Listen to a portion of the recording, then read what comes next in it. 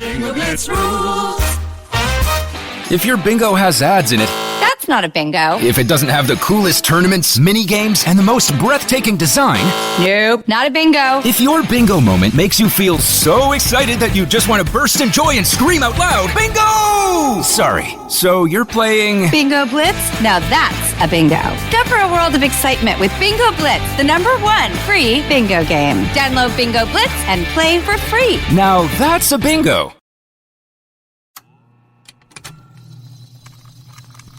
Contained herein are the heresies of Radolf Buntwine, erstwhile monk turned traveling medical investigator. Join me as I study the secrets of the divine plagues and uncover the blasphemous truth that ours is not a loving God, and we are not its favored children. The heresies of Radolf Buntwine, wherever podcasts are available.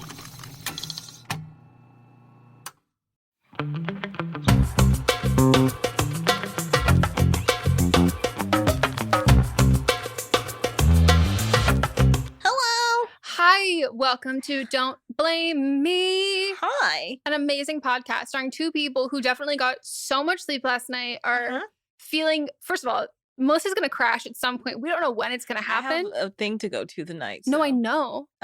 This is going to be fun. I think you'll just it'll probably be good because I think you'll get to like the delirious loopy side before you like by the time that you're like going to your thing tonight. And I think you'll be able to ride that wave, but I am worried about your tomorrow. I was playing, never mind. I used to not have things on Wednesday, but now we record Candace's podcast on Wednesday. So I was planning on doing some boxing before, and I probably won't. I wouldn't. Yep. I wouldn't do that. Yeah, we both independently, for no reason. Nope, that's a lie. There's a reason. We both stayed up till 4:30 because we both fucked up. When did you fuck up your hair washing routine? I was planning to do it on Sunday. No. No, the thing is, I had so much stuff to do this weekend. So Saturday, can I tell this story quick and then we get back to it? Yeah. Okay, so Saturday I went to the Dodgers game. Oh, yeah, I saw. Moss was jealous because he kept being like, Megan, we gotta go to Dodgers game. And I was like, maybe. And then he saw you go. And then he was like, and I was like, well, there you go. It has some Melissa seal of approval. I guess I feel safe enough going. I had my mask on. No, I saw. Yeah. So as I'm walking up, well, actually leaving my car, I've left my car and I'm just like a row up as I'm walking to the stadium. I turn around and I see a man's penis. Oh, no. And he's peeing. Oh, okay. But between cars, but didn't open the car door, so it was blocking. Sure. Have you never peed on a And freeway if I overpass? was a child, then you would have gotten a child sex offender if they call the cops. Yeah. So this was just like upon arrival. Yes. Pee. Like, I get the desperation. You're drunk afterwards and like you pee and like, but no, like it hasn't started. Yeah. The night is young. So then I get up to the stadium and I'm like, hey, I need to what's the fastest way to get to like this? Because it says that mine is on the right side. My entrance is on the right side. But like, how far is that away from if I go? Because it looked like from the ticket, I was like, this is the left entrance. And then if you're watching, and then I was like, I think it's just like around the corner. Yeah. And the woman was like, no, you have to walk all the way around. So I was like, okay, whatever. So I get in line and I'm there. And then I get up to the front and the guy's like, your purse is too big. And I didn't know that you have to have your purse a certain size. I haven't been to a Dodgers game in a long time. It's a certain size or clear, right? Or clear. And I didn't know that. And it was also a small purse. Yeah. Like, it wasn't big. And I was like, God damn it. And so then I had to walk all the way back to my car, put my purse in, then get back up to the front and go inside. And we were on field level. And there's no signs telling how to get to the field level in Dodger Stadium at all. I asked 3 people that worked there. No one knew. I was like, okay. And then I finally asked a police officer and they knew how to get down there. So I had to take the stairs down 3 levels, finally get there. Like, this is all taking me an extra hour. Oh my God. I would go home. I really wanted to, but like I hadn't seen that friend in over a year. And so I got inside. If I wasn't seeing her, then I would have definitely gone If you were home. meeting me there, we both been like, I'm out. I'm out. Yeah. So I got inside and I get to where the seats are and I said, hey, I'm here. I waved to her. I said, I'm so hungry now because I've probably walked more than I have in weeks, months. So I go get in line. I was like, all I want is a Dodger dog. Mm-hmm. Garlic fries? They didn't have it in the area that I was in. So I wait in line for a long time because the line was extra long, of course. It was in the pavilion area where they have like the different restaurants set up. So I go. By the time I get to the front of the line, order my Dodger dog. We're out of Dodger dogs. We don't have buns. You have one job. Oh, okay. Are you going to get it without a bun? No. Oh. I know. I was planning this the whole day. I was like, I know that my stomach's going to be rock hard, but I'm fine. We don't have buns. Raw dog it. There was no sign up saying they didn't have any. They didn't announce it. And there was only one other food item on the thing, which was the nachos, which are disgusting. They're like movie theater nachos. Yeah, exactly. And $20 because they're in that little hat that, what am I going to do? Go to the bathroom and wash this out? Eat cereal out of it.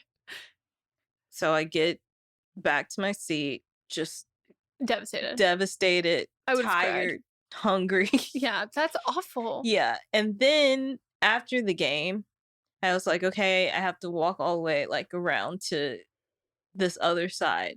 By the time I walk around and I get back to the other side, I realized that it's the same gate that I was standing next to begin with when I said bye to my friends. So that woman that had told me I had to walk around, I didn't have to. It was that gate. It was just like a different angle so you couldn't see it. That's cruel. I'm still not done though. Oh my God, you had such a day. So then Instagram really is a highlight reel. Yeah, I get to my car. They have no one directing traffic to get out. No, that's not allowed. It takes me 45 minutes just to get out of my parking lot. Yeah. Oh, also, before I even got to my car, I made eye contact with the pee man again as I was walking to my car. Like he was at his car where I saw him peeing. We made eye contact. It was awkward. Oh, God. So I've seen your dick. Yeah. Then I get to the car and I sit there 45 minutes just to get out the parking spot. Another like 30 minutes. Well, while I'm sitting there, I get a notification that says, Spectrum, there's an outage at home. So get excited to rush home without your fucking Wi-Fi. Exactly. So it takes me an hour and a half to get, once I get out the parking lot, only takes me 20 minutes to get home. Yeah. But sitting there, hour and a half, I get home, Spectrum's out. I'm like, I guess I'll go to sleep. Nothing else to do because I can't watch TV. Did you eat? Yes, I did eat. Okay, I did eat. This story's making me hungry. Okay, so 3:00 rolls around. I get hot as I usually do, but this is different because I had turned my air conditioner like extra down, and I took a gummy earlier because I was like, I need to relax. This has been a stressful day. Took a gummy. At 3:00, I hear this beep. I'm like, what the fuck is that? And then my lights all come on. So I guess the electricity had went out at some point in the night, and that's why it was hot. But since all my lights are hooked up to my Alexa, they flash because they have to reconnect to the Alexa. So every light that I have connected, so my bedroom light, office light, the lamp, and then the lamp that's in my living room, all flashing, and I'm high.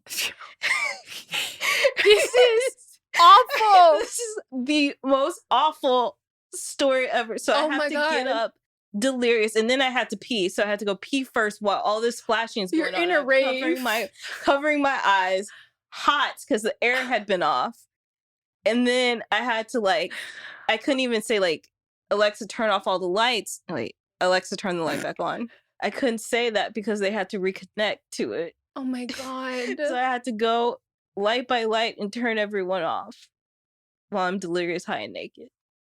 High and sweaty is actually cruel. Uh-huh. Wow, what a day. So naturally you didn't wash your hair. Yes. Wow. I'm so sorry. Yeah. But I just want you to know you are contributing to toxic Instagram culture because I see it and I go, look, she had a lovely day at the Dodger game. Would have never known. I had to be truthful. I had to tell my truth on the podcast.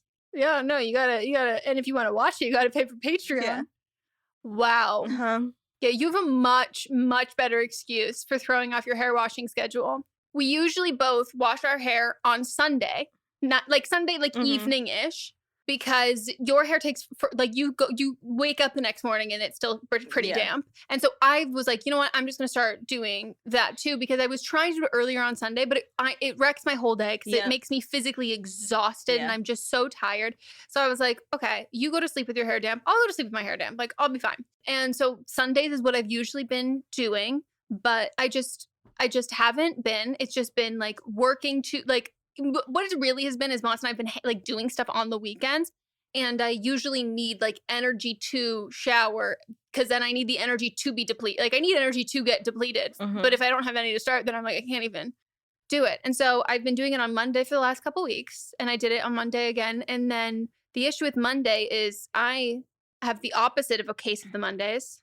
I'm like a toxic Monday person where I'm like, Monday, I made my to-do list. Like, we're getting stuff done because I've tried to like edit less on weekends, like to like kind of have some sort of schedule. It doesn't always happen. I did edit this weekend, but then I don't shower or get in the shower because I'd like to shower at night when Mats is home, because if something goes wrong, he's there and I shower with the door open. So when he gets home late and then I'm like, I'm going to shower after dinner because like if I shower when I'm hungry, then I'm definitely gonna faint. And so then my ass was like, I'm gonna get in the shower at 11:45. My ass gets in the shower p.m. That's what time I did too. And we were up. Yeah, we were having parallel lives. I was watching NCIS, and naturally, I'm not in bed until 1:30. And then I am just tossing and turning, trying to fucking fall asleep until about 4:30 a.m. That's what exact time I went to sleep, because I was like, it's too late now for me to take melatonin. Yep. Because then I'll have the spins when I wake up. And so, same story. It could have been like in a movie, like a split screen where we're just like living the exact same night. That's so funny. And Mats is always just like, and like he can't like... We had to have a conversation where I was like, you like can't, like when I tell you, I'm like, you need to remind me to shower. I'm like, all you can do is remind me, and you have to do it like completely neutrally. Like you can't make it seem like there's any like thing morally tied if I do or do not, because like I will have a meltdown. And he was like, why the fuck is that? And I was like, I feel like it's an ADHD thing. And I Google, and there's literally these like literal like dissertations on like the moral qualms of showering and ADHD, because it's like, this is so much energy and effort to do, but like if I don't do this, like I'm the worst. And I was like, so there's like, he only has like a small like thing of things that I'm like, that you're allowed to say that will remind me, but not make me feel bad if I don't do it. But that in turn is like, yeah, I'm just going to shower this late at night. And I was like, this has to be the last one. I have to just I have to get back to my Sunday. Yeah. Mine was, I was working on stuff, but then I was like, I have to eat. But then I was like, because it takes me forever. Once I wash it, I need to twist it. And I was like, so like, I should listen to this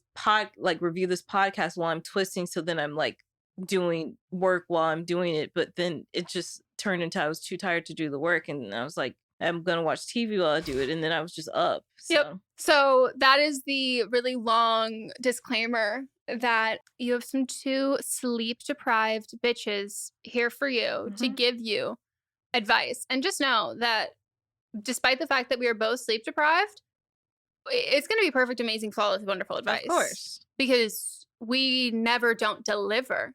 We are constantly doing the most, going above and beyond. Doing the most with the least. That's literally my entire brand. Yeah. I used to say it was mommy blogger without kids. Doing the most with the least. And a lot of personality. If you are brand new here, welcome to Don't Blame Me. If you want to join our Patreon, you can see Melissa get startled by her own hiccup video version.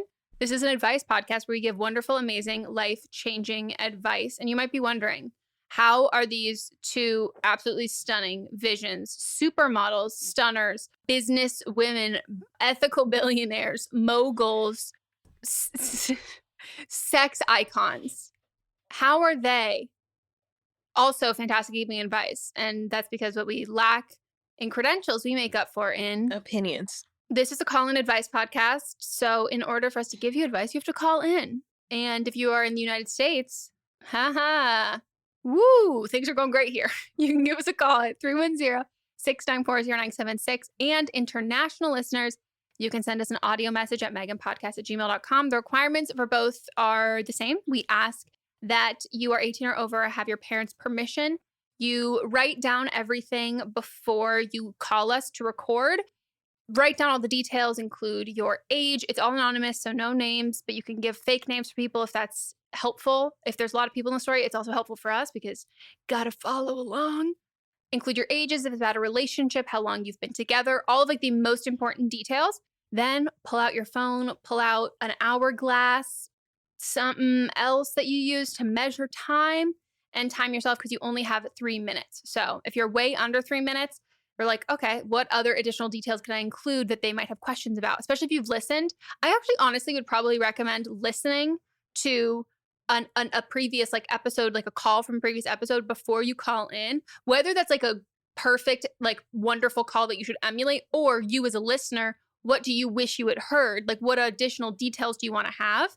So be the call you would like to see in the world. I was going to say that. I think we've said it before. Have we? I think so. Okay. Because it does make sense. It flowed so perfectly. If you have called for a previous episode and you have been on an episode and you want to give us an update, we would absolutely love that so much. So you can send us an email at meghanpodcast@gmail.com. The 3-minute mark for the calls as well as the voice memos is strict. You will get cut off in both instances. So make sure it's under 3 minutes. And that's way longer than you think. And it's 3 minutes from, if you're leaving a voicemail, from the beep.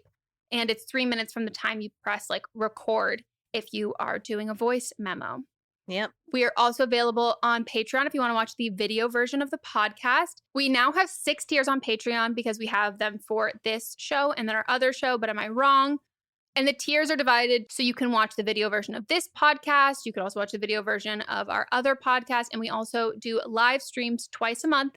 They're super fun. I feel like that's like one of my favorite things that we have like on our Patreon that we do that we're not like other podcasts that like not everybody else does. And it was something we started during the pandemic and I love it. Like we look forward to it. Like it's fun for us. We're also not the most social people in the pandemic, but we are at our core social people. Yeah. So if that describes you, or even if you're more of like a watcher, you don't have to participate, but it's like the perfect thing for extroverts with social anxiety, mental health issues, or compromised immune systems. So you can like have all of that fun, like social aspects that like once you start going a lot, you catch up with people and you're like, oh my gosh, how, like, oh, you got your hair done. That looks so cute. Like, oh, how did that job interview go? So it's like, not even just, it's not like a first date. You know what I mean? It's like a hangout. Yeah. And I feel like we know everybody that are regulars deeply. Now. Yeah. Like deeply, deeply. And we hear like wonderful, crazy stories. We hear disturbing, disgusting stories about poop. That one I will never be the same. I have twice forgot about them and then y'all keep bringing them up. Never forgot. And I don't want to know. I drive in the car in person and I think about it. I don't. And I hope that I forget about it again. Can I just give a tease to the people? Pool, diarrhea, contact lenses. I will never be the same. I will literally never fucking be the same. I have goosebumps. Your hair is literally standing up on your arm. Now you can see it. Now, if only it did this when I was trying to fucking shave my legs. Well, you've got to get, like, scare yourself when you're shaving. But the issue legs. is get a little wet. Yeah. Done. Yeah. It's like I'm like glowing fur. I'm like a golden retriever. Except I'm bitchier than a golden retriever. Yeah. I don't think you have golden retriever energy. First of all, offense to everybody, like but like the whole thing of being like, oh my God, I just want a boyfriend with golden retriever energy. No, I don't. Energetic and stupid. Loves you because he's too stupid to do any. Yeah, but it's not in a like a I love you so much way. No offense to golden retrievers. I think I had a friend who had golden retriever, like beautiful, love them, like the sweetest. But like this is not like I want to be chosen. I don't want you to love me because you're too stupid. Be a cat to know. No. See, that's what it sounds like to me. No, because cats don't like and they choose. They don't choose anything. Cats choose themselves. The ones that love like to cuddle and shit. I don't know any cats like to cuddle. I do. That's scary. That cat that I used to live with. Ooh. Used to come in my room, get on the bed, make their little. Is whatever they do? You know what cats do? I don't like what people call that. I don't know what it is. It's too cutesy for me. And then like nestle between like. Is this all cats? I don't know. I've only lived with one cat. Okay. This is the cat that I have. I was about to say, like, except for these little strays that run around here that no, have they made like a you home. too. Here's the thing, and they like me at the other place. let's talk too. about this. You have achieved universally. I'm saying this now that I've seen one cat interact with you and this one story of the other cat. You universally have achieved like undenying love from the two harshest critics of the entire world. Yeah. Children and cats. and cats. Remember my other apartment too? That lady that like lived with me. Oh, an old. Oh, no, not lived with me. Sorry, lived in my complex, and she was vegan and wouldn't feed her cat the food that the cat needed. And I didn't know. I thought it was a stray cat because it was just walking around and real skinny. So I started feeding it, and then she was like, "Thank you for you have such a beautiful." She left a note on my door. So, you have such a beautiful soul, and I really old appreciate people. it. But my cat is vegan, and I was like, okay, that's animal abuse. Hot take. It is. Yeah. Wait. So no. You have actually achieved three crotchety old people. Mm-hmm. Children of like, and like children of like asshole ages. Mm-hmm. Like just kids love you. Yeah. And cats. Because I talk to children like they're adults. And that's what they don't want to be talked to like children. Yeah. I am the opposite. I talk to children unintentionally like a Disney princess. And most of them tend to like it. Kids tend to like me. I will say my nephew, love him to death. He is starting to get into kind of that like little asshole stage where I'm like, please don't throw anything into this thing that I'm telling you not to like throw this thing into. And he just will look at me and like hold his hand out and smile. And I'm like, yeah, they do that. No, we're not going to do that, my guy. Or also, he has this thing now where he'll be playing with his toy and he'll just like grab, like he's playing with it and then he will grab it and he look at me and goes, mine, you cannot play with it. And I go, I literally wasn't even reaching for it. And he goes, no, Aunt Megan. And then we'll run to his dad and be like, Aunt Megan can't play with my toy. And I'm like, Aunt Megan was not even trying to play with your toy. Why are you ratting me off like I didn't do? Like, you narc. Yep. He's so cute, though. He liked me the first time I met him. That is the one that's like the Mott's was like, because like he immediately, there was nobody he's ever done that with before. Like if the grandparents had been there to see that, but like Mott's was there being like, this fucking kid won't even do this to me. And he sees Melissa one time and he's like, I knew what he was into. And then I waited for my moment. You secured the ball and then you were like, and he was like, we see each other. It was impressive. He's also at the age now where like he got his first haircut, but his hair's like, growing faster. Oh, I'll show you. It's really cute. And it's getting longer. And I was like the one where I was like, don't cut it. And his mom was finally like, we're going to cut his hair. And I go, that's fine. Last time I saw him, like, you're right. And she was like, it's just, a little thin. So it's looking a little scraggly. But he's like at that age and he's always like run really hot, but he's like at that age where like his hair's growing really fast, but like it's still like relatively thin because he's a kid. A baby. Yeah, exactly. And so, but he like runs around all the time. So like he just always looks like, I look at him and I go, you probably had the greatest day ever. Cause like his hair's kind of like stringy and like sweaty and like his face is all flush and there's dirt everywhere. And like his hair just like, it looks kind of like Dwight from The Office where it's like deep side part. And I'm like, you had a good day, didn't you? Like, you really, like, this is what we should all look like at the end of the day when you have a good day. I'm like, that's so cute. He's adorable. Yeah, but he's about to get in that three-nager, as they call it. Yeah. But it is cool as he gets older, though. Like, he will have now ongoing bits that, like, he starts that, like, we don't even start that he then is, like, remembers and is like, oh, this is funny. He knows that, like, walruses, he like likes to make walrus noises and he's very into walruses right now. What kind of noises do walruses make? It's a very specific noise. And I like looked at his mom and she was like, we looked it up. I was like, yeah, because I was like, what is that? And she goes, it is surprisingly accurate. Like that is what they make, the sound they make. It's kind of like a grunt, but it's a little higher. Try it. That's not happening. Why not? Because I don't even remember it that well. But so he takes his veg. Why don't you just call Taylor up? It's a TikTok audio from Kris Jenner. He takes his veggie sticks, like the veggie straws, and he puts them between his teeth and his top lip and just turns around and will like make walrus noises. And like that, he does that joke to like everybody that he sees because he knows that it kills. And I was like, this is pretty good. I'm impressed by this. It's very cute. And I think he might want a walrus cake for his birthday. He's not sure yet. Yeah. He'll probably change his mind 3 times. I know. He told me, he goes, are you having a walrus cake for your birthday? And I was like, no. And he was like, you want a walrus cake for your birthday? And I was like, I don't think I do. And he goes, yeah, You do? And I was like, do you want a walrus cake for your birthday? He goes, yeah. I was like, yeah, those aren't the same thing. He's got a few more months. We'll see where I he know. is. I wonder. I'm glad it's not. Last year I made the starfish cake, but it was between starfish and ceiling fan. And I was like, they kind of look the same. So I think we'll be okay. They do. So I was like, depending on how bad my starfish are, I'll just call them ceiling fans. And like, he'll be like, a ceiling fan cake. True. Yeah.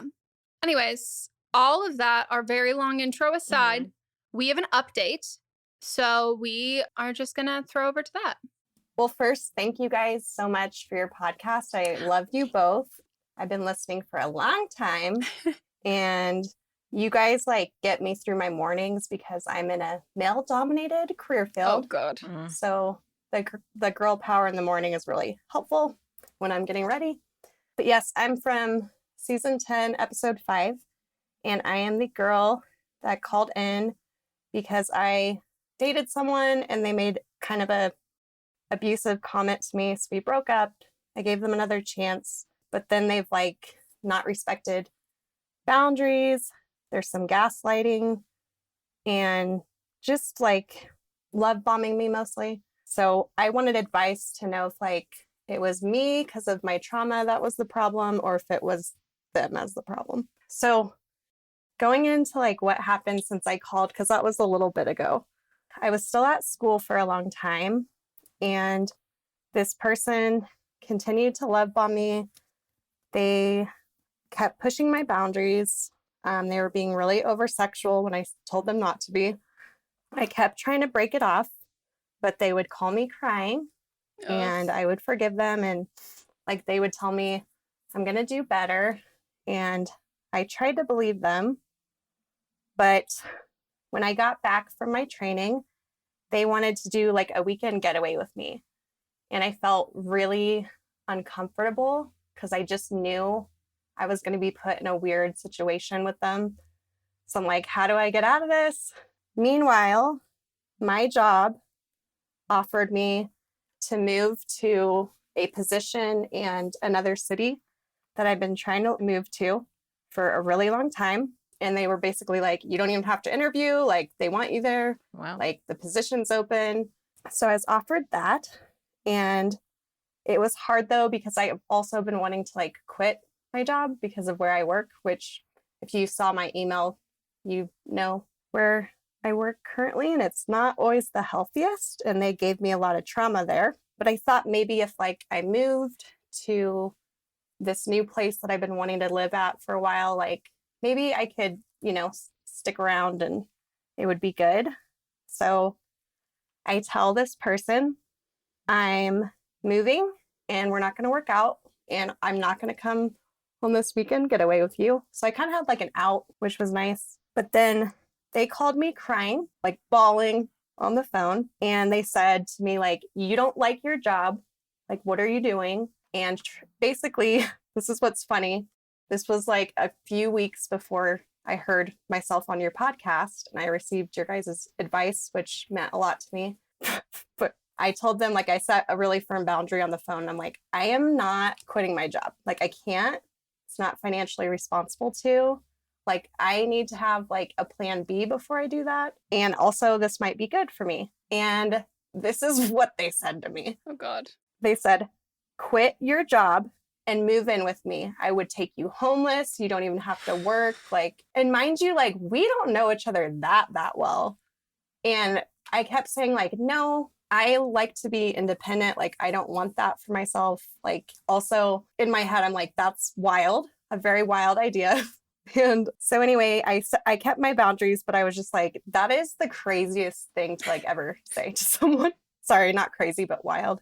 Mhm. So anyway, that was when I really like knew how bad this person was and how unhealthy they are. And so I broke it off, and they have been like texting me still. So I probably need to block them, but I have not been responding. And then I heard your podcast and I was like, oh my gosh, like I needed this validation. Like I needed this so bad. It was so helpful for me to finally like not only, you know, break it off, but like hold that Yeah. after I heard what you guys said. So that's my update.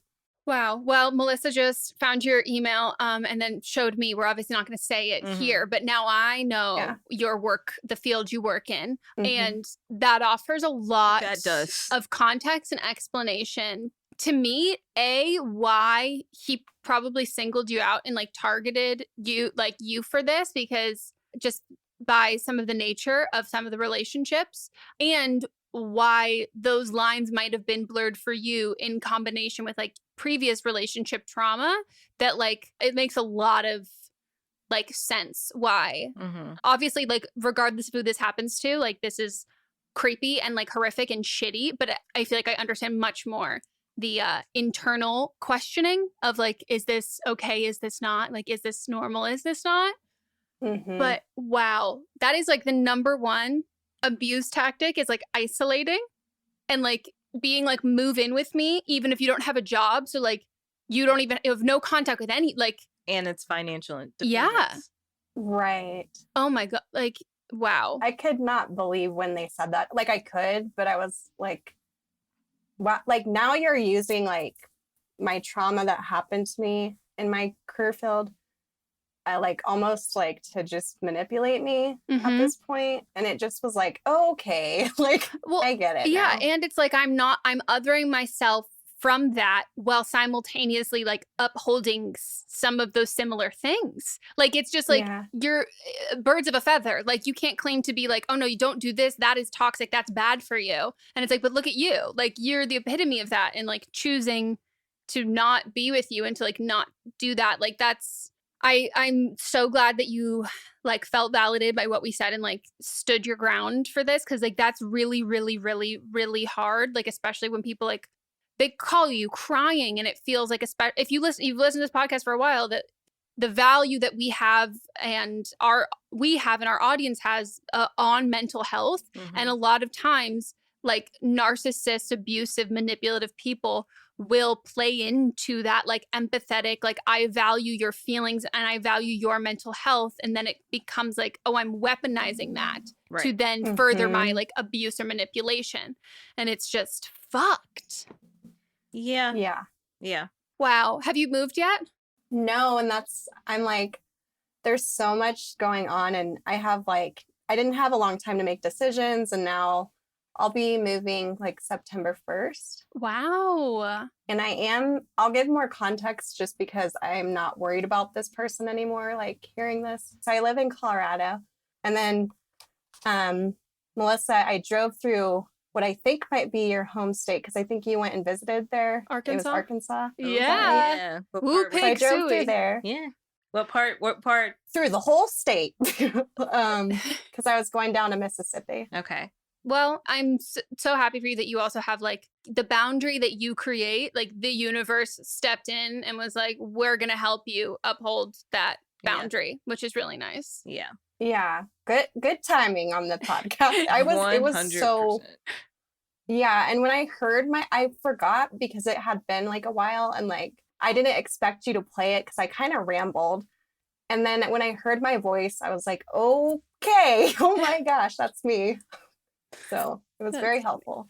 We're so glad, and looking forward to happy, healthy, hopefully COVID negative, and good relationships in like a new chapter. Yeah, absolutely. Thank you guys so much. I really appreciate it. Of course. Thank you so much for joining us. Absolutely. You guys have a great day. You too. Bye. This is one of like, usually the updates that we have, a lot of the time people like to call an update when it's like funny, like uplift, like this is like fun, because some of these things are hard to talk about. But I just want to like thank this caller so much for calling back and giving an update. And this is so good. Yeah. You know, I'm glad that things aligned the way that they did. Mm-hmm. And now you're out of that situation. Yeah, because sometimes we like creating boundaries is like a huge task in itself. And I don't think that there's anything wrong with, and I think it's like we need other forces, whether that's like people or situations, to help us uphold our boundaries.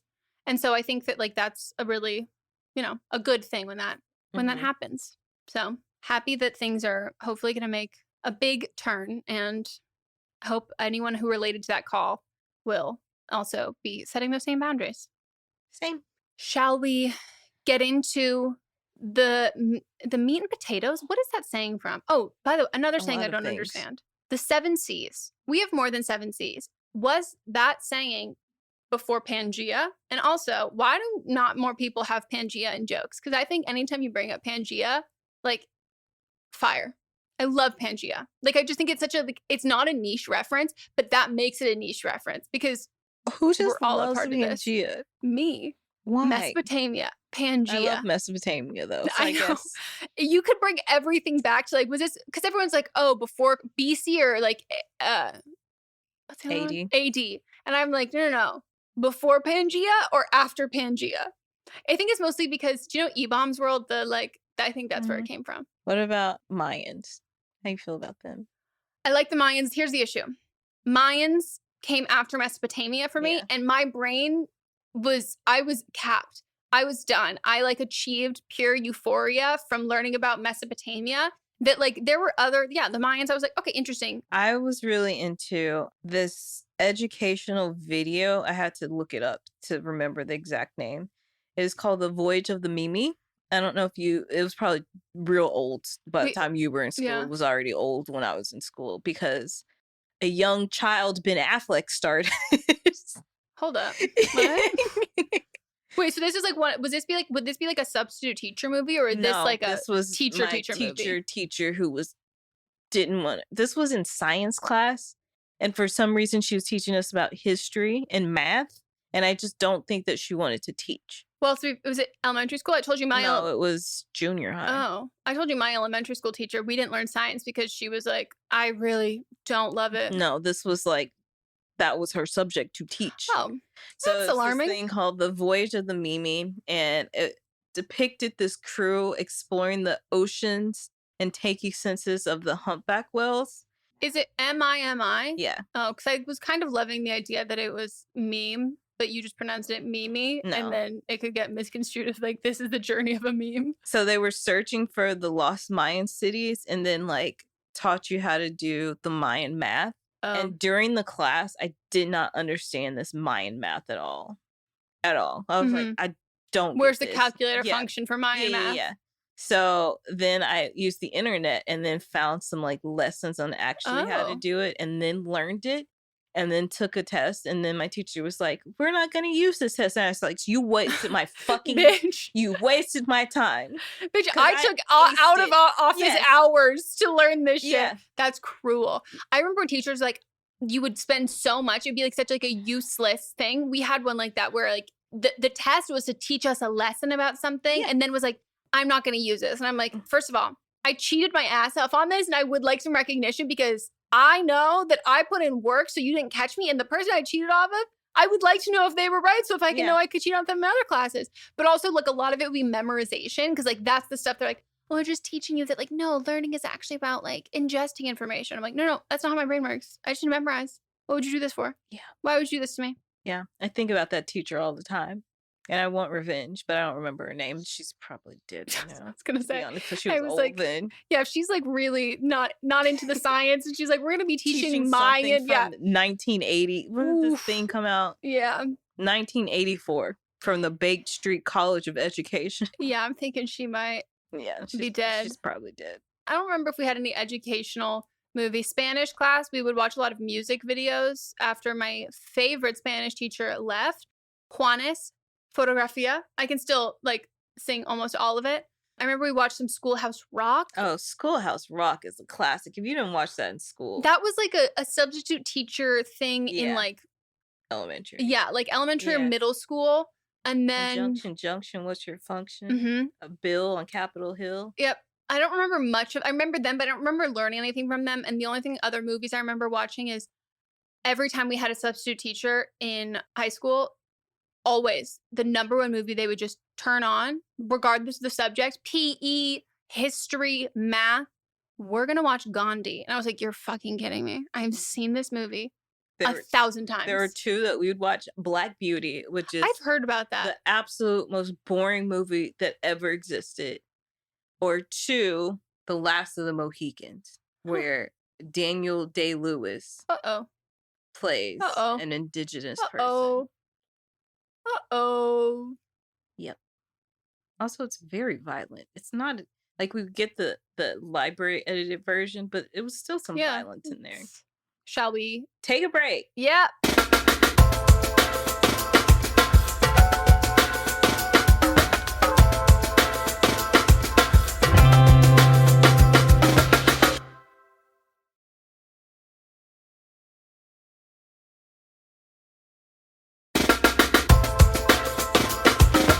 And we are back from our break. And finally, after so much fanfare, are we ready to get into the calls? Hi, Meghan and Melisa. I am a 21-year-old female and I use she, her pronouns. I'm calling in about a situation involving college housing and roommates. I'm sure you're thrilled. So here's the situation. Over the last year until the end of May, I lived with 4 other people. I'm sorry if this gets confusing, but I'll try to explain it as simply as I can. Basically, the 4 of them lived in a rental house for the 2020 to 2021 school year with another roommate, and when she moved out for the 2021 to 2022 school year, they needed someone else to take her spot, which I took. My bedroom was the only one downstairs and had its own bathroom attached, and I paid more for the room, which isn't super important, but I'm just trying to give as much context as I can. The other 4 bedrooms were upstairs. Very quickly, it was clear to me that we had very different expectations for day-to-day life and just decent common respect, and it didn't take long before I became frustrated. They smoked inside of their rooms in the house all day long, would come home at 3 a.m. on school nights, screaming and blasting music, and just didn't really have respect for me or for our living space. All of that isn't completely relevant and is a story for another day, but I think it adds context. All of us moved out at the end of May to move home for the summer, though our lease ended July 31st. When I moved out in May, I deep cleaned my bedroom and bathroom, spackled any chips in the As a podcast network, our first priority has always been audio and the stories we're able to share with you. But at Realm, we also sell some pretty cool merch, and organizing that was made both possible and easy with Shopify. When you think about successful businesses like Aloe or Allbirds or Skims, an often overlooked secret is the business behind the business that makes selling and, for shoppers, buying simple. For millions of businesses, that business is Shopify. That's because nobody does selling better than Shopify. It's the home of the #1 checkout on the planet. And the not-so-secret secret that's definitely worth talking about is that Shop Pay boosts conversions up to 50%. That's more happy customers and way more sales going. If you're hoping to grow your business, your commerce platform better be ready to sell wherever your customers are scrolling or strolling, on the web, in your store, in their feed, and everywhere in between. Businesses that sell more sell on Shopify. Upgrade your business and get the same checkout we use with Shopify. Sign up for your $1 per month trial period at shopify.com/realm, all lowercase. Go to shopify.com/realm to upgrade your selling today. Shopify.com/realm.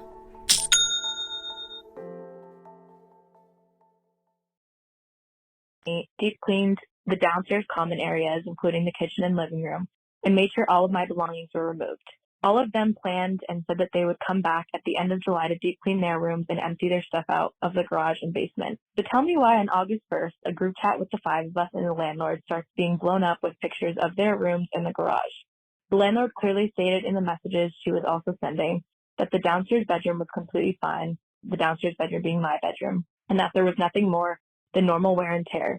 But all of the upstairs bedrooms needed new paint jobs and new rugs. Based on the pictures and videos that the landlord was sending, it was clear that it really was that bad. She also questioned in her messages if people had been smoking inside of the house. There were also piles and piles of trash and belongings left in the basement and garage. The landlord was clearly very upset and let us know that she would need to deduct a good amount from our security deposit to deal with the damages and trash removal.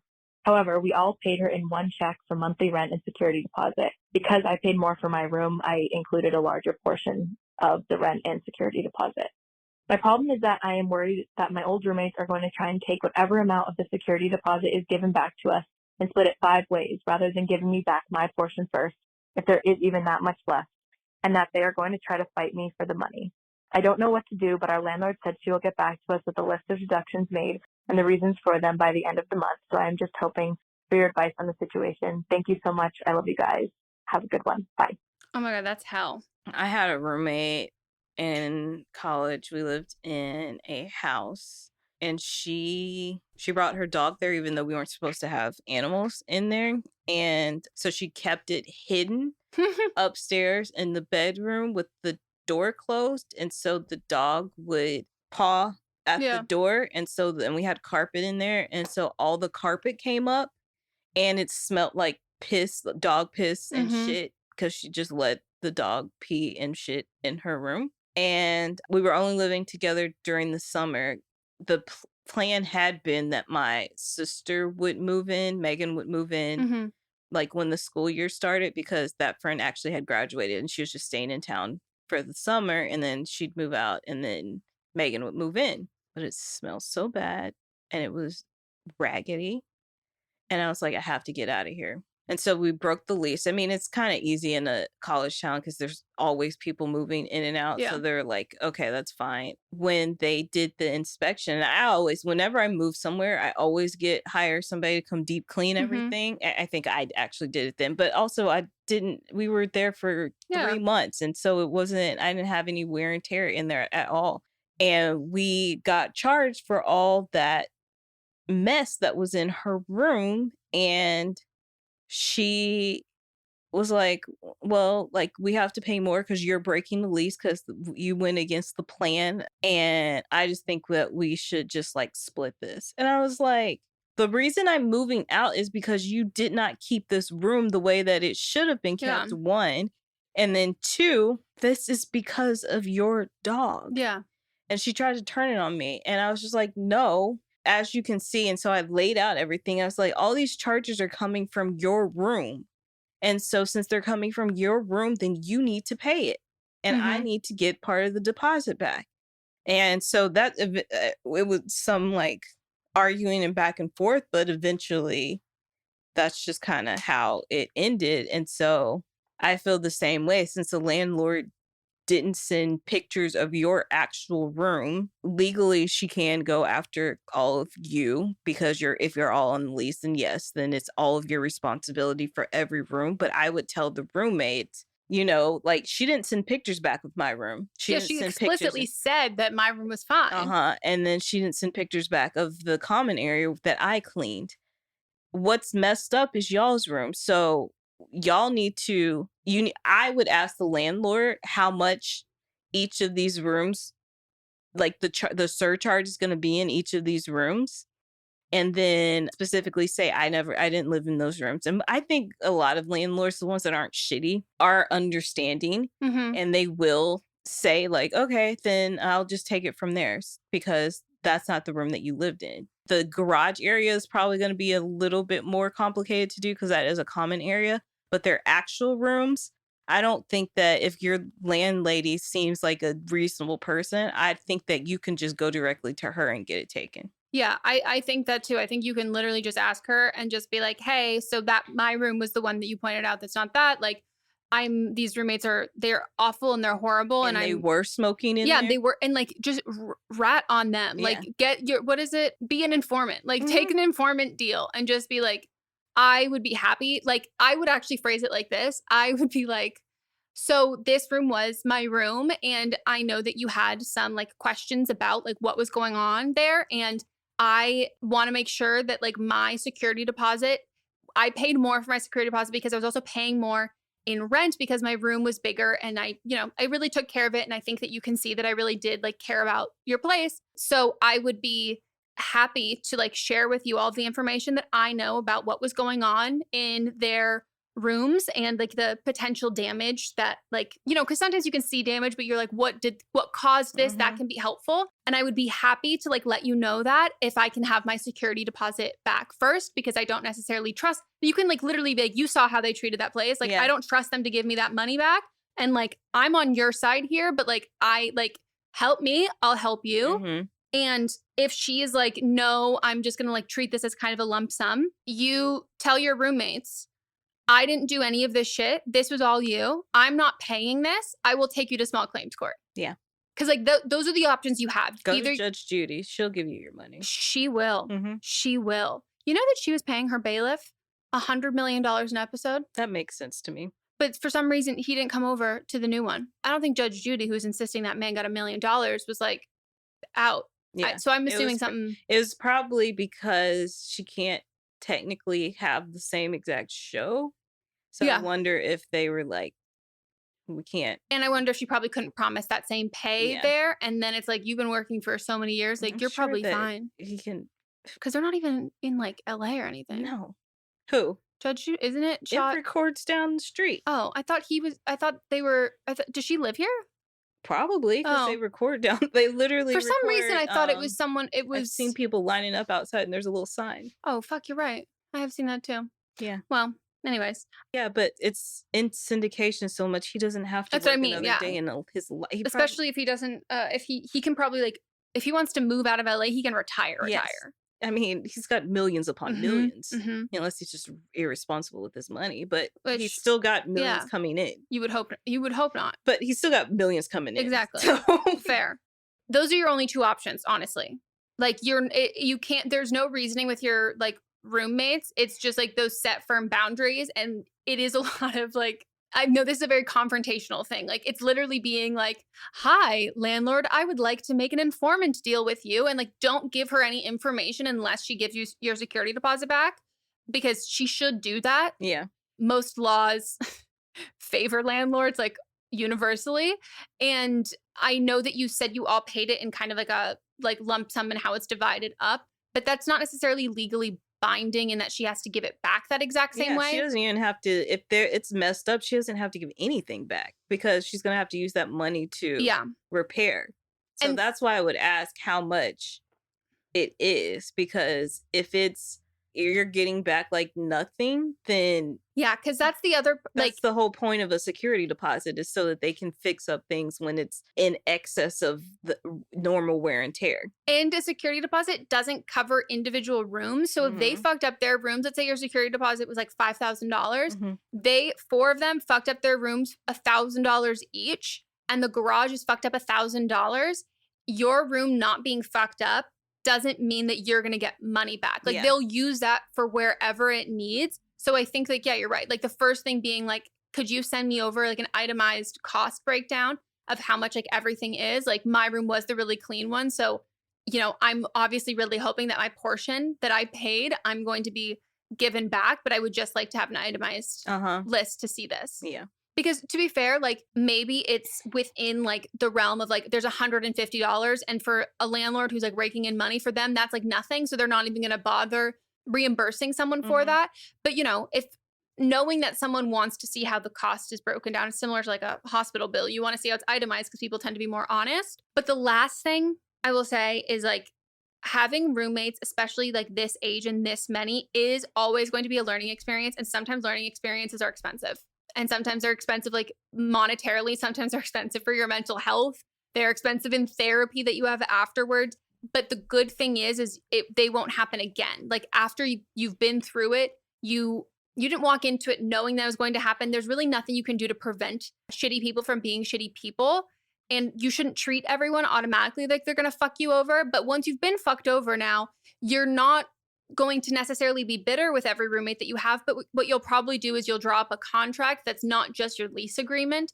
That's like, we're paying X amount for this, this, and this. And for security deposit, this is how much the security deposit is. This is how much each person paid from the security deposit.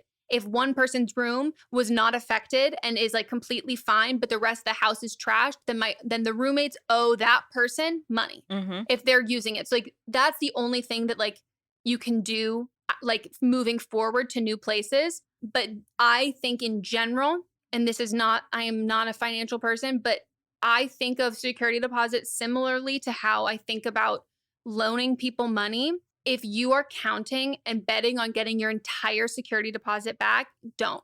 You shouldn't ever think that you're getting it back. Assume you're never getting any of it back. Yeah. Like it shouldn't be the money that you need to finish a move. It shouldn't be the money you need to like put in onto a down payment to like get out of someplace. Like just assume you're not going to get any of it back, because most of the time landlords will just like, they will come up with reasons for why they shouldn't give it any of it back. And then rightfully you should be getting it all back, but you will have to take them to small claims court or tell them you're going to and spend all of that time and energy. So it is not easy money. Like once it's out of your hands, it's going to be hard to get back no matter what. So moving forward, I know it's hard to say that because like housing is so up in the air right now and like people are so fucked over with that. And so like it is hard to say like don't count on that money, but just if you can create that separation in your mind next time when you're moving into a place, that might help, because I had to do that when I had someone living with me rent free. It was supposed to be just a friend trying to find a place to like live. And I was like, oh, you can totally like crash me while you find a place. And then it was like, oh, you came with a moving truck. Like, I thought you were like looking for a place to live and then you would move, not like move everything in here. And they were there for like, I think almost a full year and had dogs who wrecked everything, like absolutely everything. They were never home, would always be leaving their dogs there. And I had to pay the security deposit, and my landlord, I like had been with another place, this landlord. So I've been with them for multiple places I've lived. And so they knew like the reasoning behind it, like why I was moving. Cause I was like, I need to get out of here. They didn't kick them out if they weren't on the lease. I mean, to be fair, I think I probably could have asked him to do it, but he was like, you're a great tenant. Like, she sucks. And like, I don't want to make it weird for you. But I definitely probably should have asked him to do that. But I did that. That was my excuse when I was like moving upstairs, was that I was like, oh, like because of how it was treated here, like he said, I can't like have anyone else on the lease. But I had to pay like a ton of money. And even then, like I was given like a bit of it. I was given some of it back because it was a massive security deposit. And I was given some of it back because we had like a good, like longstanding relationship. So if you have that with your landlord, like that is a good thing to foster. And also recognizing and knowing that what the damage someone else did does cost money, and not downplaying that, because that's like incredibly insulting to someone else's property, even though like fuck landlords. But like, do you know what I mean? Like, it's just, there's a line you have to toe with being respectful yet firm and compassionate and personable without letting them see that as like, oh, I can completely take advantage of you. Yeah. So I'm sorry, this like really, really, really sucks. And it's like an expensive and like shitty lesson to learn, where it's like, I didn't even necessarily need to learn this lesson, but it's kind of just, be hard pressed to find someone who doesn't have a story like this. Last thing I'll say is, if you're in a situation like this where you see that they're going to be regularly smoking all the time, I would have a service call. Oh, yeah. And then the landlord will send someone out, or if your landlord's the person that comes and fixes stuff, then they'll come over and they will smell it. And then it would have nipped it in the bud earlier. Yeah. It's okay to rat on your roommates when your dollar is like also on the line. Yeah. Yeah. That's a good point too. All right. Next call. Hi, Melissa and Megan. I, 30, she, her, have a friend. Let's call her Sarah, 28, she, her. Sarah and I worked together for the last 6 months, but have known each other for 9 years after working together at a previous job for 7 years. Sarah's in a relationship with someone called Alice, 26, she, her. They've had an up and down relationship. They started out casually, went serious very fast, and became quite toxic for one another. This included fights almost every other day, extreme jealousy at gatherings, lack of trust when the other isn't responding, and more. They broke up about 6 months into their relationship. They stayed separated for about a month, still in contact, but very negative contact. Drunk calls, I hate you, I hope we never talk again, things like this. They started hanging out again for the last 2 months, Sarah's words. Sarah has been quite distant and cold from myself and many other mutual friends and colleagues the last 2 months. Many of us have tried to check in with her, but only got one-sentence responses or just a thanks. We figured she was going through a rough patch and gave her a space, knowing she would reconnect when she had the ability to do so. About a month ago, Sarah asked me a question about a mutual friend. I asked her, have you asked them? As it wasn't my info to share. Sarah flipped out on me and said her being mad had nothing to do with me not sharing the info about the mutual friend, but me making her feel like an idiot when she asked me questions.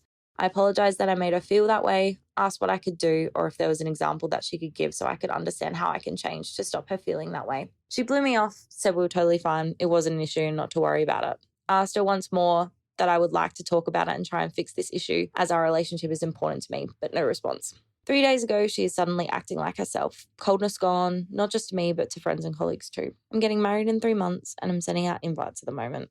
Sarah received a save the date 6 months ago. When I mentioned this to a group of friends, including Sarah, she pulled me aside and goes, I've been meaning to ask, can Alice come along? I shared with her I wasn't sure, I needed to talk to my partner, and that I was hesitant due to the toxicity and drama their relationship usually has brought to events in the past. Sarah shared she understood me feeling that way, and they were doing really well. They have lots of events coming up together, and it's not like it was before. I haven't seen them together since they got back together, so I'm not sure if this is true and if I can trust what she says. Plus, she's barely spoken to me for the last month at this point. For context, everyone else has their partner invited to the wedding, provided me and my fiancé know them, which is the case for Sarah and Alice. I'm worried if I say no, it'll affect our friendship, which is already slightly rocky due to her flipping out on me a month ago. And if I say yes, it might bring unwanted drama to my wedding. So do I invite her partner? Is she in the wrong for even asking me to invite her? Do I bring up the past month of silence before making a decision, or do I let this go? I really don't know what to do. I feel really stuck. Please help. Thank you. Bye. I said don't invite either of them. I mean, yeah. You just like, I don't think it's rude of her to ask. I think it's I don't think it's rude of her to ask. I think it's like a little delusional in the sense that like if this has been like a fighting at events and that kind of thing, I just think like it's a little like I don't think it's rude because everyone else has their partner there, but like it is a little like, do you have like selective amnesia for like how your relationship has been in public and like what? But also you're barely talking to her as it is. That's what I mean. Yeah. Like, it's just kind of like that. It's just odd. The thing is that like, you're right in the sense that like, okay, if I don't invite her, will that affect our friendship? Yes. If I do invite her, will that cause drama? Yes. Like both of those things are true. And so you just have to decide what is like the reality that you can live with and like what will be less like, I think like in making any decision, I'm like, I have to value what is going to be not only what will make me feel better in the moment, but like I more likely will value what makes me feel better in like a month's time and then like a year's time and then a couple years after that. Like I need to like the decisions I'm not making for momentary satisfaction or like happiness, thinking it through. So you don't invite her, it affects your friendship. To be fair, this friendship seems like it's already been affected. Exactly. You do invite her, there's potentially drama, and then if there's drama, your friendship is affected and you're no longer friends. So it does kind of seem like the same means to an end. The only thing I will say is there's always drama at a wedding, and most of the time, the people getting married are the people who do not know about it. So like you can be shielded and protected from the majority of the drama at your wedding, but then you have to have a conversation with your friends of being like, hey, if drama happens here, I don't want to hear anything about it. Like, I don't want to blah, blah, blah, blah, blah. But like, do you want this friendship to go out with a bang or do you want it to not? Because I think inevitably it's probably going to end like if you don't invite her. But then I also think like if you do, and shit her goes, as in the girlfriend or her as in the friend? The girlfriend, I think your friendship will end in that moment if you don't invite her, because I don't think she'll probably come to the wedding and I think it'll be bad. And even if she comes solo, like might be like so mad and then creates solo drama because like acting out because like didn't get invited.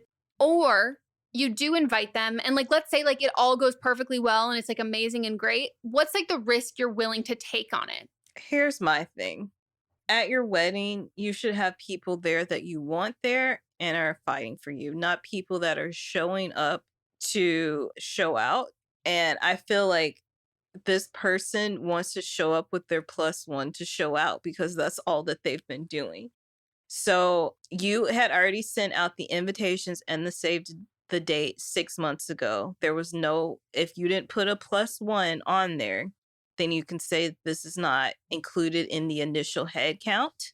Maybe if someone drops out, I might be able to invite your girl, whatever, current girlfriend, ex-girlfriend, whatever y'all are right now. But it could be where by the time your wedding rolls around, they're not together anymore because they are toxic and don't need there. But I personally wouldn't want that toxicity that I know and I can prevent at my wedding. Yeah, I agree with that. I think also because this is a toxic relationship, I don't think that, like you said, like wedding comes around and like they're not in a good place, but she's already invited her girlfriend and her girlfriend's like, no, I'm going to come.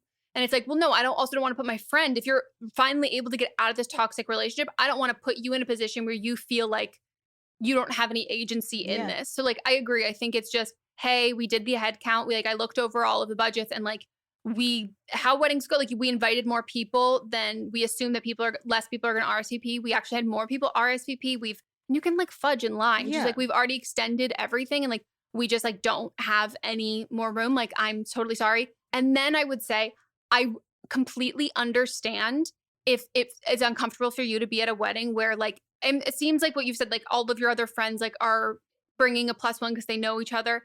Like, you know, both of them.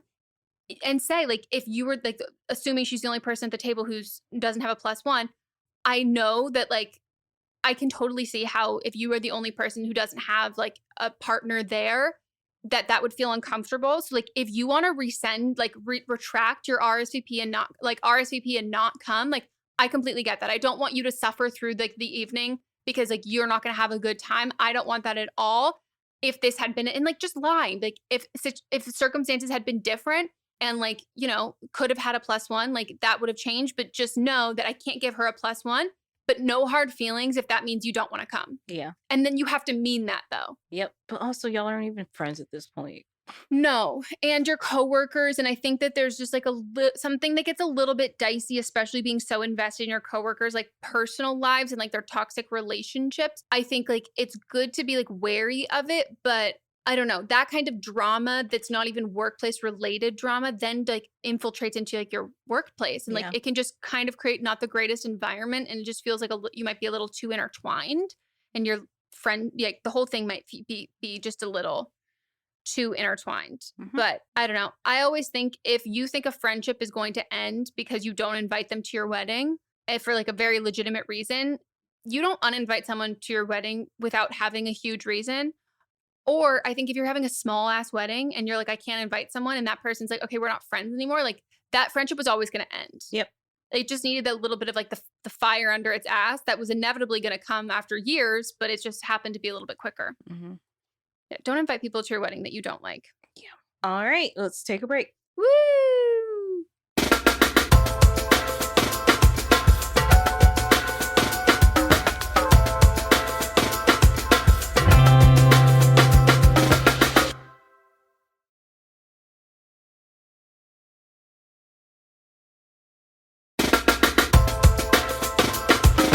We're back again. Roll the tapes. Hi, Meghan and Melisa. First of all, I've been listening to the podcast since episode 1, and it is one of my favorite things about Mondays. Anyway, so the advice that I need has to do with my ex-boyfriend. So this past weekend, I was in Las Vegas, had my phone, 5G the whole time. We were good. What's up, everyone? It's Noah Daniels. Hey, y'all. I'm JJ. Hey, guys, it's Kat. And we're your hosts of the Real Hauntings podcast, where we bring on guests to share their first-hand encounter ghost stories and supernatural experiences. Now on to the trailer. I've been warned to not tell this story, but I think because of the way it ends, it's okay to tell this story, because some people say that with certain entities, to like speak of them or talk about them or in any way like portray them as powerful will attract them to other people. The creepiest thing about it to me is a lot of times it would wait for me to notice it. Like it would just lay its arm out like this, and then I'd be like, where is it? And then I'd see it, and then it would just slither back. For more information on the Real Hauntings, Real Ghost Stories podcast, make sure you check out real.fm to learn more about our podcast and many other amazing podcasts. Woke up Sunday morning to no service.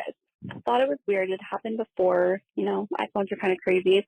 So I, didn't really know what was going on. Drive a bunch of hours home. By the time I get home, it's still going on.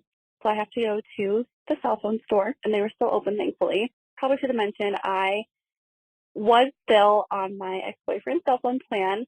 Now, I know that sounds kind of crazy. We've been broken up for almost 9 months, but we did talk about it. He was actually the one who insisted on me keeping my phone because it was a gift for my college graduation. So he had insisted on me keeping it. He wanted to pay it off, and I was just paying him monthly for the service, which I had been doing. So when I go to AT&T to ask them why my phone isn't working, they told me that I had been taken off his plan.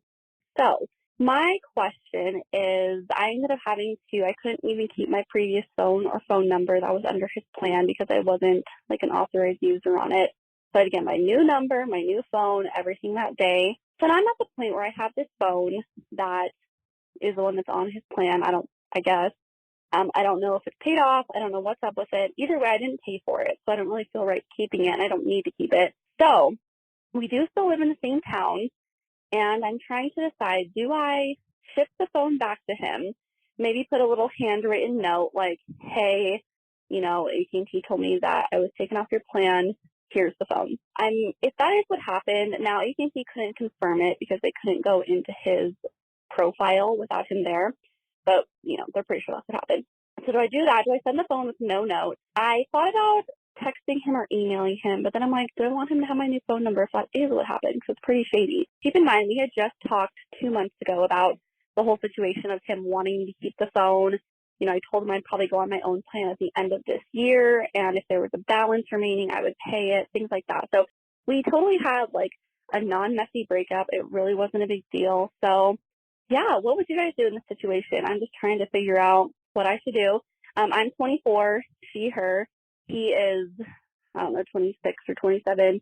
He, him. Yeah, would love to hear your guys' advice because I'm not really sure what to do.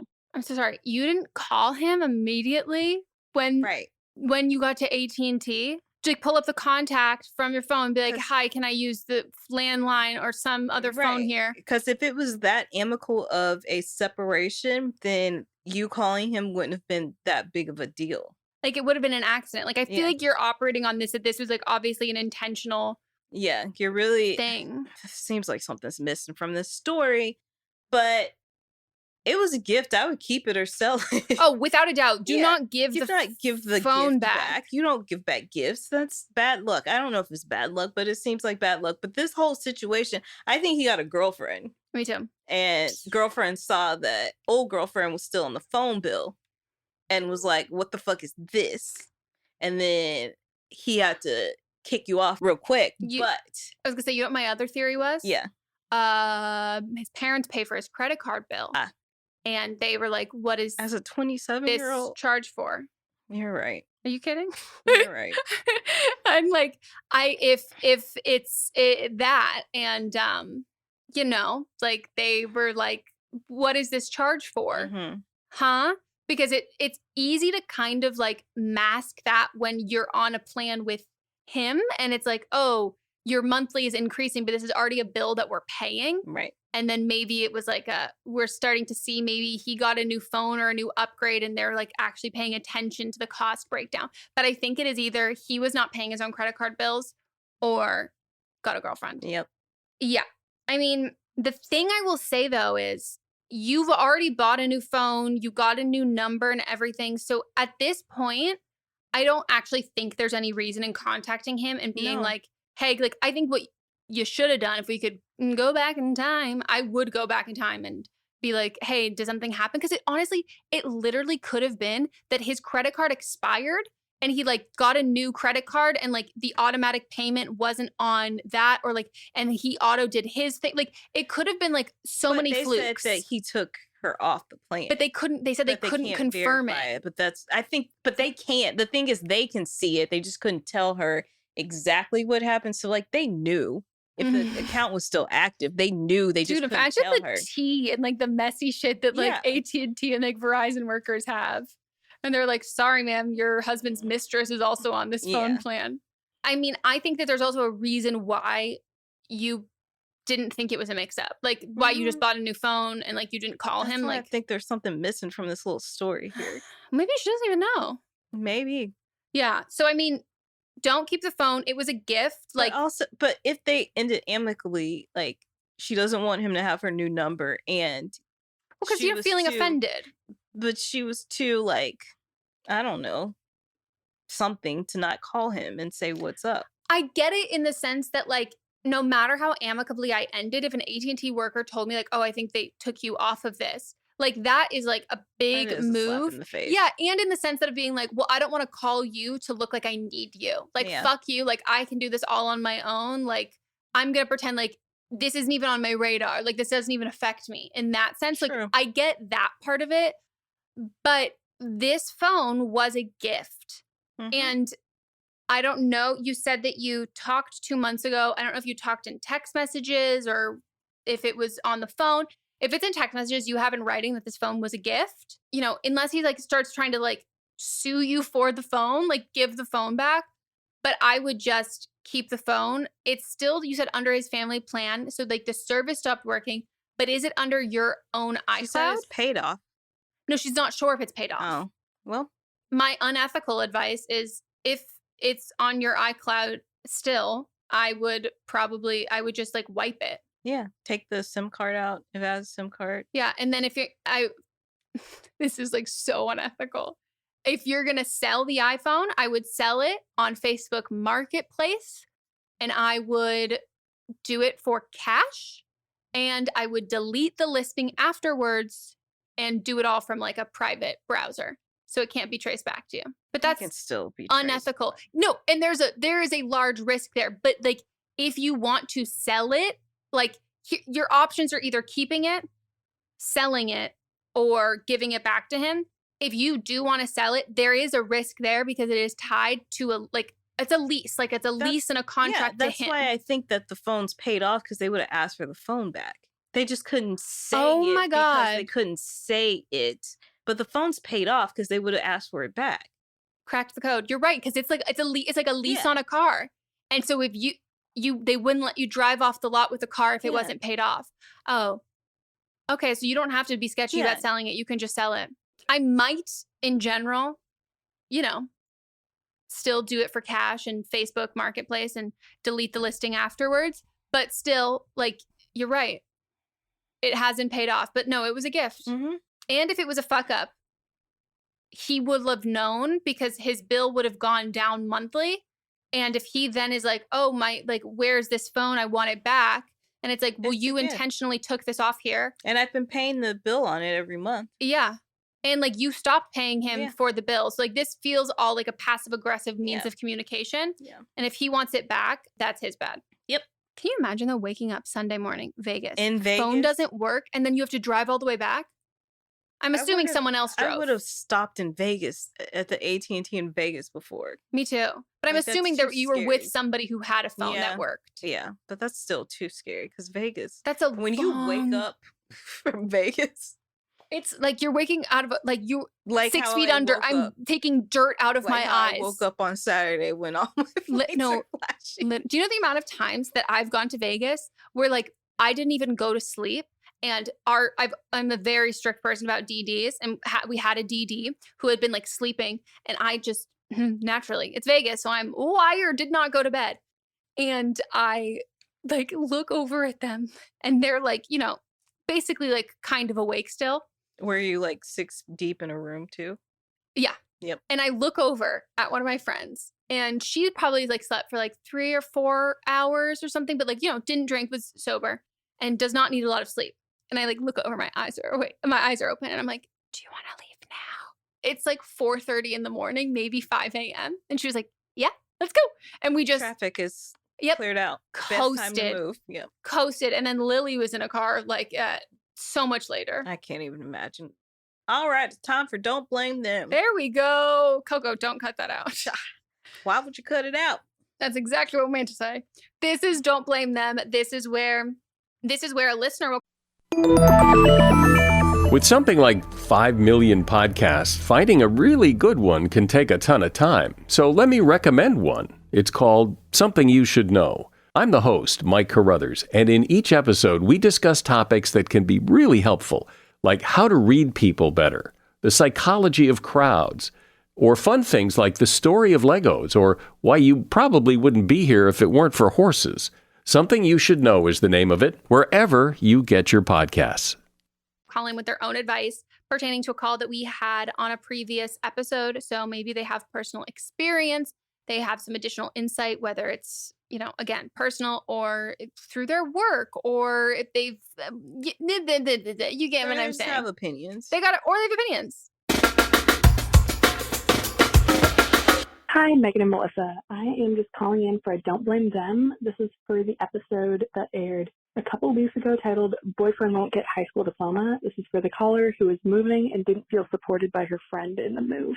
So I think a big issue here that could be addressed is feelings of FOMO or jealousy on the friend's part, because there's this idea that the caller could be having a lot of new or more exciting quote-unquote experiences in her new city, and the friend might feel like she's going to miss out and have the less cool experience.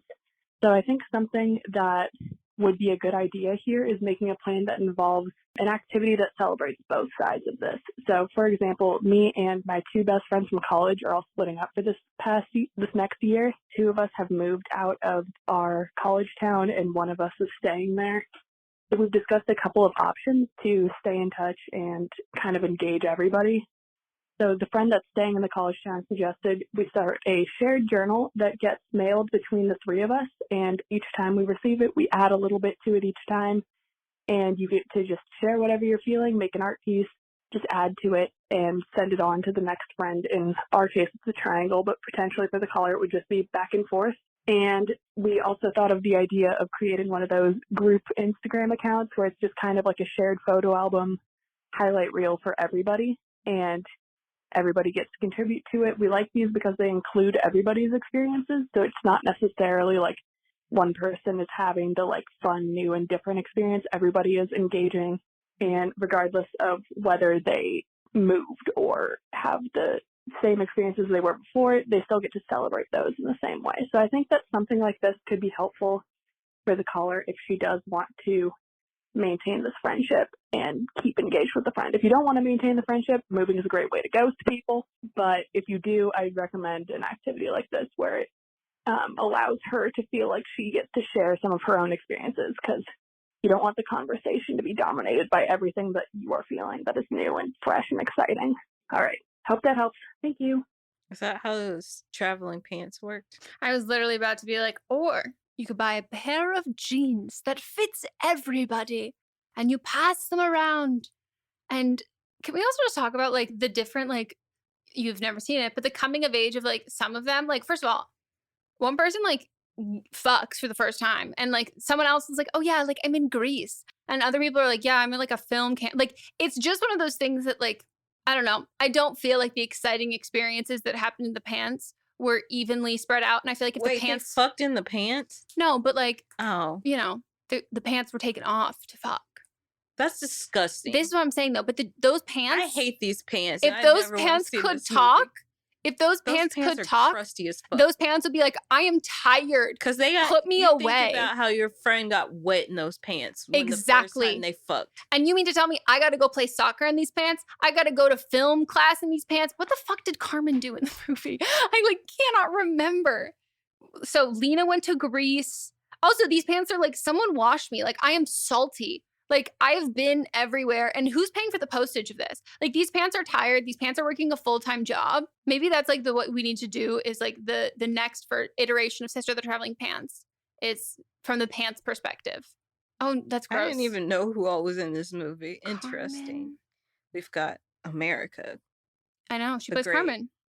We've got that girl from that show you watch, right? That's her. What? Yeah. Oh, no, wait. Tibby doesn't go to film Rory. school in the first one. Then we've got the original Emily Quartermain from General Hospital. And then Blake Lively. Yeah. No, there's like, first of all, there's sex in these pants. You're with someone when someone dies. Like, it's just like a lot. What is Carmen?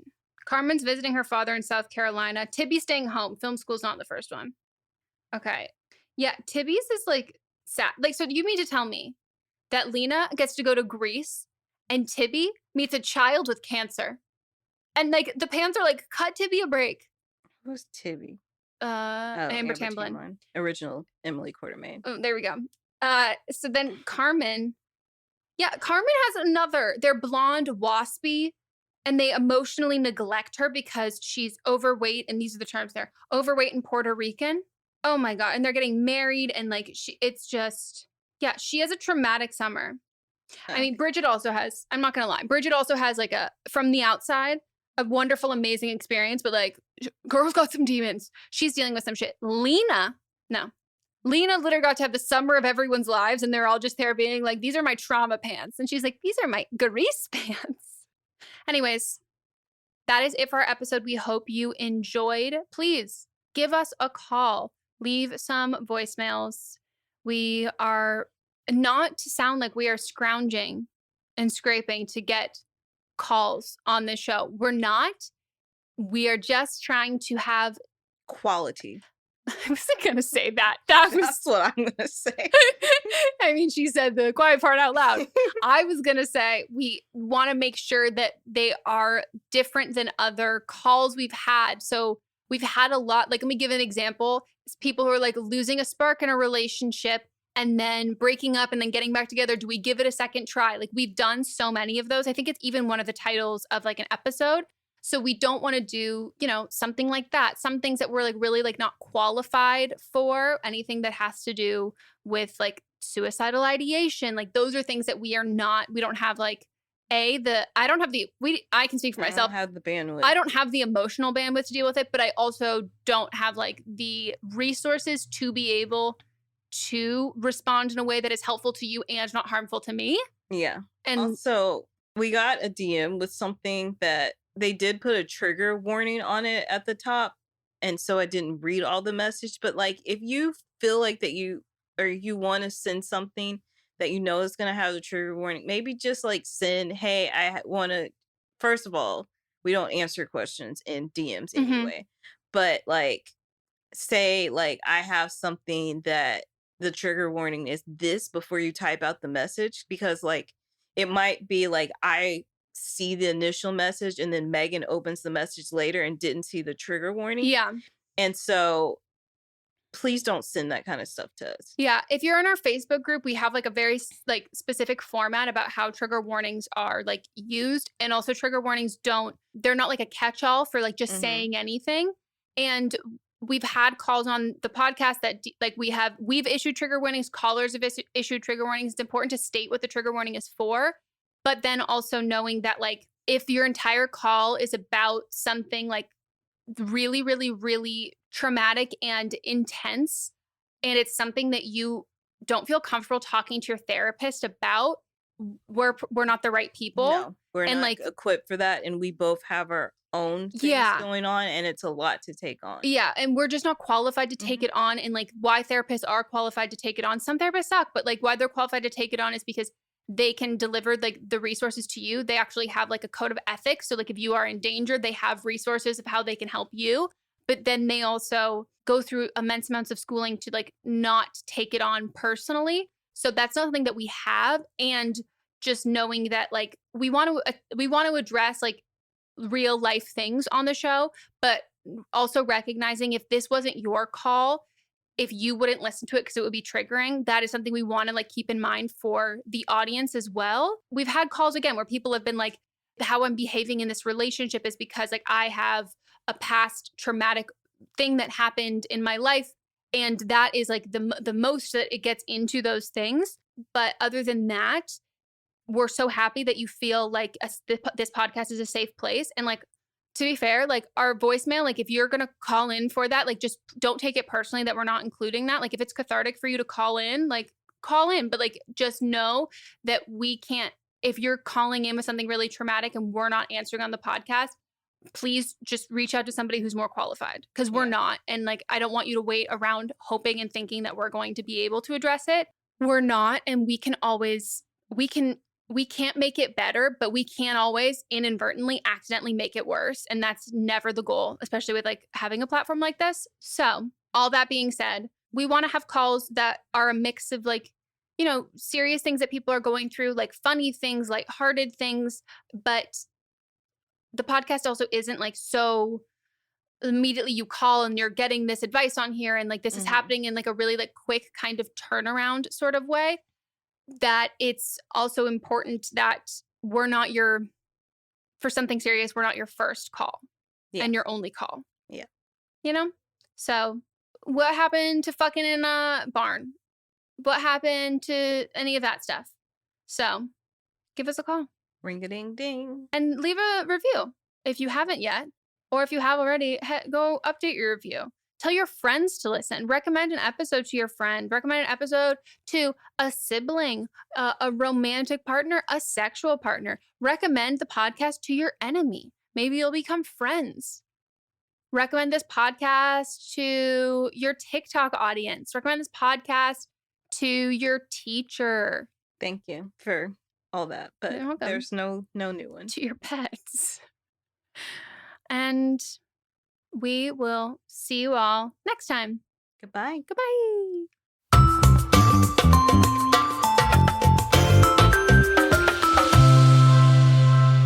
Don't Blame Me is a production by me. Executive produced by Melissa DeMonts and Diamond Imprint Productions. Edited by Coco Lawrence. Post-production sound by Chris Henry. Production assistance by Melanie D. Watson. Music by Ryan Hunter and Giacomo Picasso. Do you love Disney? Do you love top 10 lists? Then you are going to love our hit podcast, Disney Countdown. I'm Megan, the Magical Millennial. And I'm the Dapper Danielle. On every episode of our fun and family-friendly show, we count down our top 10 lists of all things Disney. The parks, the movies, the music, the food, the lore. There is nothing we don't cover on our show. We are famous for rabbit holes, Disney-themed games, and fun facts you didn't know you needed. I had Danielle and Megan record some answers to seemingly meaningless questions. I asked Danielle, what insect song is typically higher pitched in hotter temperatures and lower pitched in cooler temperatures? You got this. No, I didn't. Don't believe that. About a wish coming true? Well, I didn't either. Of course, I'm just a cicada. I'm crying. I'm so sorry, Jiminy. You win that one. So if you're looking for a healthy dose of Disney magic, check out Disney Countdown wherever you get your podcasts. Hi, I'm Jennifer, a founder of the Go Kid Go network. At Go Kid Go, putting kids first is at the heart of every show that we produce. That's why we're so excited to introduce a brand new show to our network called The Search for the Silver Lining, a fantasy adventure series about a spirited young girl named Isla who time travels to the mythical land of Camelot. Look for The Search for the Silver Lining on Spotify, Apple, or wherever you get your podcasts.